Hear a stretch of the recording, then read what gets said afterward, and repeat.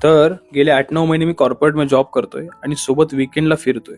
तसं तर मी माझ्या व्लॉगची सुरुवात ही माझ्या सगळ्यात मोठा प्लॅन सक्सेसफुल करून केलती. ती म्हणजे मित्रांसोबतची गोवा ट्रिप.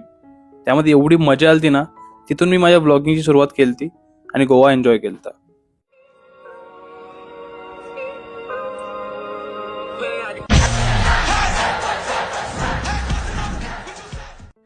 तसं तर फिरायची इच्छा पहिल्यापासून खूप होती, पण असं वाटत होतं की फिरायला खूप पैसे लागतात.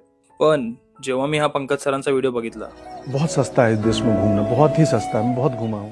हे ऐकल्यावरती माझ्या शरीरात एक वेगळीच एनर्जी आलती. असं वाटत होतं की आता मी फ्री आहे, पण कॉर्पोरेटचा जॉब पण त्यासोबत होताच. मग ठरवलं की जसं वेळ मिळेल तसं फिरू, ऍडजस्टमेंट करू, टाइम मॅनेजमेंट करून आपण फिरायला चालू करू.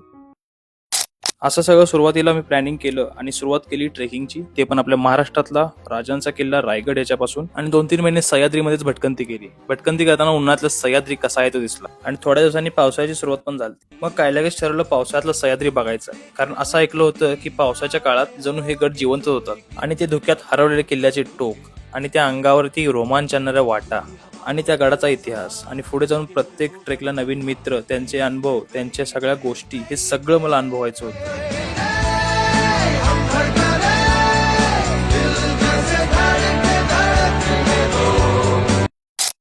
मग तेव्हाच मला एका सिरीज बद्दल सुचलं, ते म्हणजे वीकेंडची भटकंती. कारण जेवढं काम महत्वाचं आहे तेवढं एन्जॉयमेंट पण पाहिजेच की. आणि कसं पण लढणारी पिढी लढली हो, आता फक्त आणि फक्त आपल्याला जपायचं आहे आणि येणाऱ्या पुढच्या पिढीला महाराज कसे होते हे सांगण्यापेक्षा दाखवायचं आहे.